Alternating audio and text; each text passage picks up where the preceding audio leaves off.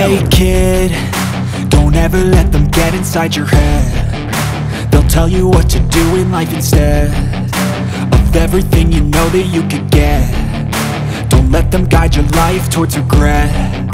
I'll fight for what I love with every breath. My past is filled with things I won't forget. I use them all to push me to my best. So today I'm going to be addressing a issue that is common on Ford vehicles. You may or may not know about it, but it involves the check engine light because of a evap leak. In my particular case, it's the fuel filler neck. The capless system tends to leak and sets off a check engine light, and the only way to fix it is to replace the entire fuel neck. So today I'm going to go ahead and put the camera up and do kind of a follow along. I'll probably include the step-by-step directions. I'll probably type them up and put them in there, the description, but be a follow along video of replacing this because I haven't seen any videos on here, so I'm going to make one and we're going to swap it out. Step one is we're going to get the car up in the air, pull the back wheel off, and take the inner fender liner out. That'll give us access to everything that we should need access to. I'm going to try to avoid having to drop the suspension components and the exhaust, but I don't know. The directions say to. I'm going to see if I can get away without doing it, but first step, get it up in the air. Now that I got the wheel off and I have somewhere to hook my camera up to, I'll go ahead and set it up and kind of just roll some video and time lapse mixing in. Go ahead and pull out the inner fender and see where we're at after that.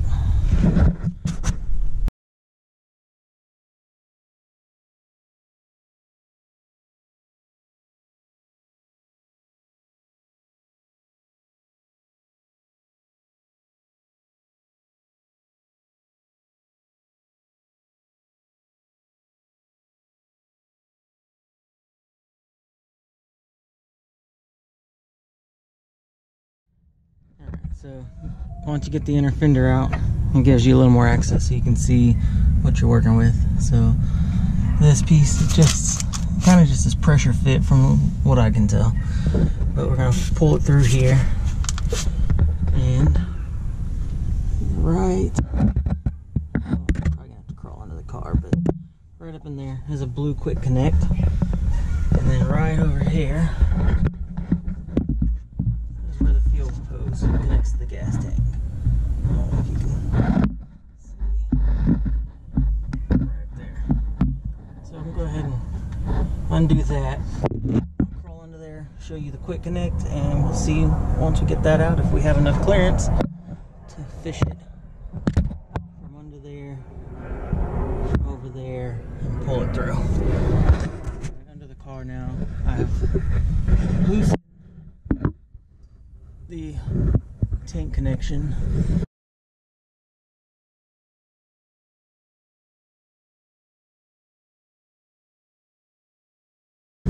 The next step would be in the process of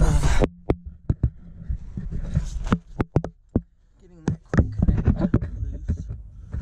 The blue one right there. Hope you can see it right there. I've already pulled the clip loose,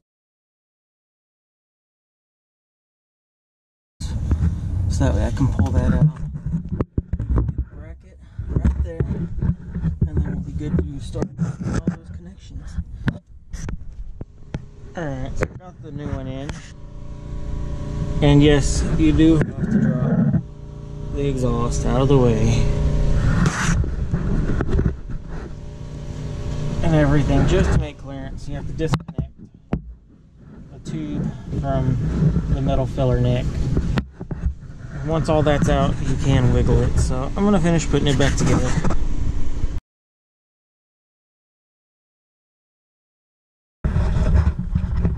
Okay, that was a little messy. I don't know how well it turned out on video. I'll know in post-processing. I'll try to probably put notes here and there, because I was having some difficulties, so I didn't get to do the video like I wanted to, but I'll put as much information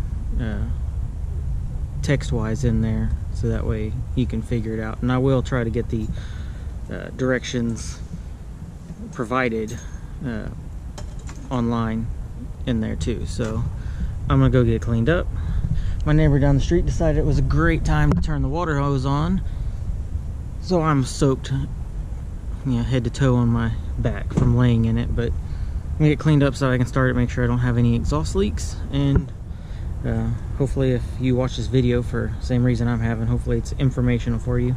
If not, thanks for checking it out. Have a great day. My tools. Or are those your tools? Okay.